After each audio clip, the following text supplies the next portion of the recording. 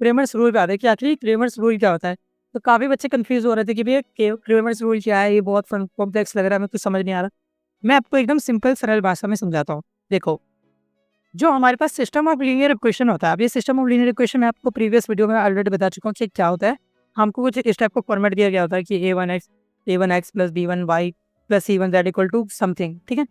यहाँ पे हमने एक्स वाई जेड का यूज़ करा है। आपके जो IITM में वहाँ पे x1 x2 एंड x3 का यूज़ करा जाएगा। बात तो एक है, वेरिएबल को जस्ट रिप्रेजेंट कर रहे हैं। ओके, अब देखो, आपका जो सिस्टम ऑफ लीनियर इक्वेशन है, ये दो ही चीज़ें पॉसिबली कर सकता है।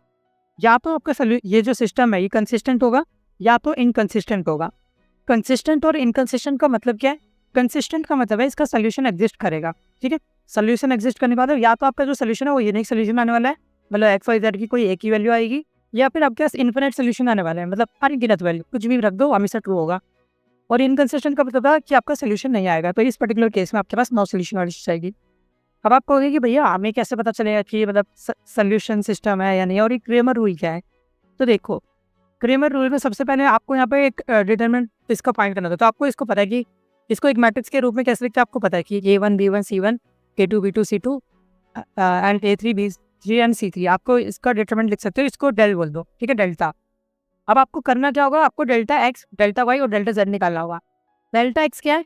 जस्ट आप यहाँ पे पहले वाले कॉलम को, ये जो एक्स वाला है, ठीक है, एक्स वाले कॉलम को रिप्लेस कर दो। यहाँ पे जो इक्वल में D1 D2 D3 लिखा हुआ है, वो आपका ये डेल्टा एक्स आ जाएगा।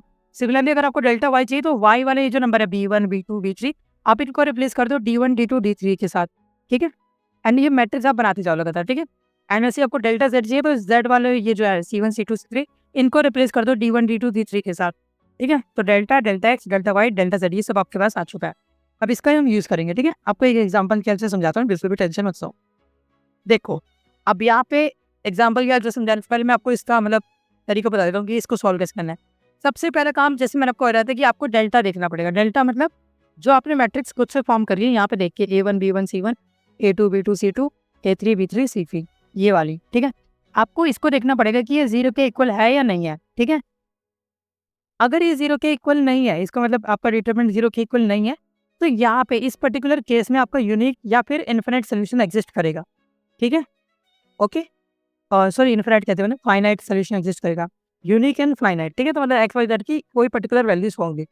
ओके, अब देखो, अगर आपको एक्स वाई जेड की वैल्यू चाहिए तो आप क्या करोगे? डेल्टा एक्स अपॉन डेल्टा कर दोगे तो आपका एक्स निकल जाएगा। वाई चाहिए तो डेल्टा वाई बाई डेल्टा कर दो, जेड चाहिए तो delta Z by Z delta कर दो, ठीक है।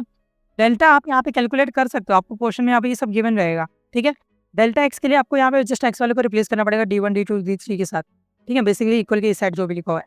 डेल्टा वाई के लिए आपको बीच वाला यहाँ पे रिप्लेस करना पड़ेगा D1 D2 D3 के साथ। एंड अगर आपको जेड वाला चाहिए तो जेड वाले पर रिप्लेस करोगे, ठीक है। तो ऐसे आप यहाँ पे डिवीजन कर सकते हो। बाद में देखो, डेल्टा एक्स कैलकुलेट करना तो आपको आता ही है, ठीक है।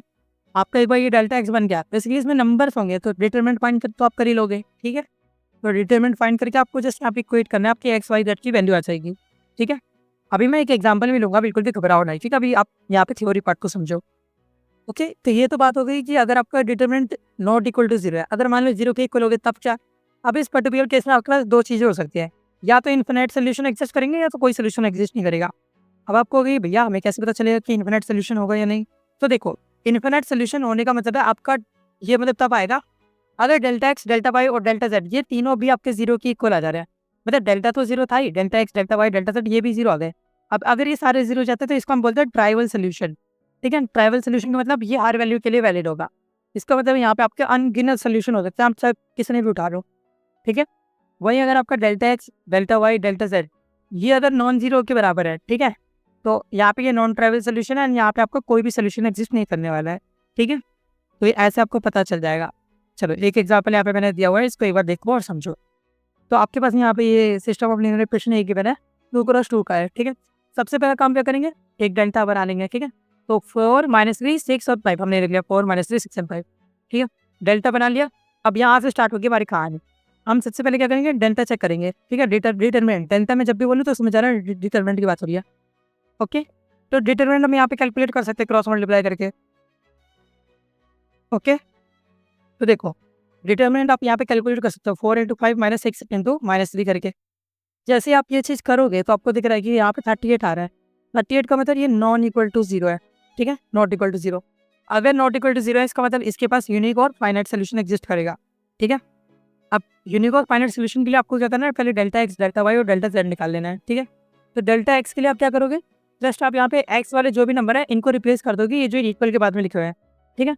तो आप यहाँ पे देखो 4 और 6 को, ये जो एक्स वाले होते हैं इसको रिप्लेस कर दोगे 11 और 7 से, 11 और 7, बाकी बाकी सब कुछ सेम रहेगा, ठीक है, -3 और 5, ठीक है। अब ये आपका डेल्टा एक्स आ गया। सिमिलरली आप क्या कर सकते हैं, यहाँ पे डेल्टा वाई चाहिए तो वाई वालों को ही, बेसिकली वाई अगर मैं बोला तो x2 वाले मतलब है, ठीक है। इनको हम रिप्लेस कर देंगे यहाँ पे 11 और 7 से, तो यहाँ पे 11 और 7 से रिप्लेस कर दिया। डेल्टा एक्स और डेल्टा वाई आप कैलकुलेट कर सकते हो, डिटरमिनेंट एंड नॉर्मल नंबर्स हैं, ठीक है। तो आपके पास 76 -38 ये सब वैल्यू आ गई। अब देखो, अगर आपको एक्स और वाई चाहिए तो आप यहाँ पे क्या करोगे, एक्स चाहिए तो डेल्टा एक्स बाई डेल्टा कर दोगे, ठीक है। डेल्टा एक्स यहाँ पे कितना है 76 को ऊपर लिखा, डेल्टा आपने पहले कैलकुलेट करा था 38, तो 38 लिख दिया। कट करोगे तो 2 आई की वैल्यू, ऐसी y की वैल्यू चाहिए तो -38 आपकी यहाँ पे डेल्टा y की वैल्यू आई है, अपॉन में डेल्टा की वैल्यू 38 होती है, तो कट करोगे तो -1 आएगा, ठीक है। तो आपको यहाँ पे सारी चीज़ें अच्छे से समझ आ रही हैं, ठीक है। ये आखिर हमें यहाँ पे करना क्या है, ओके। तो x और y की तो कितने डायरेक्टली जल्दी जल्दी होगी, ठीक है। प्रीवियस मेथड में हम जो लाइक इक्वेशन बना के सॉल्व कर रहे थे कितना मुश्किल आ रहा था, ठीक है। एंड ये सेम चीज़ अब 3x3 पे भी मतलब वैलिड है, आप इसमें भी यहाँ पे अप्लाई कर सकते हो, ठीक है। तो देखो, सबसे पहले काम यहाँ पे आपके पास A X equal to B given है, ठीक है। तो आपको पता है A X equal to B वाला फॉर्मेट आप ला सकते हो, तो A0 मतलब 103 025 431 XYZ 021 आपने कर लिया। इसके हेल्प से आप इक्वेशन वगैरह तो फॉर्म कर लोगे, इसकी दिक्कत नहीं है, ठीक है।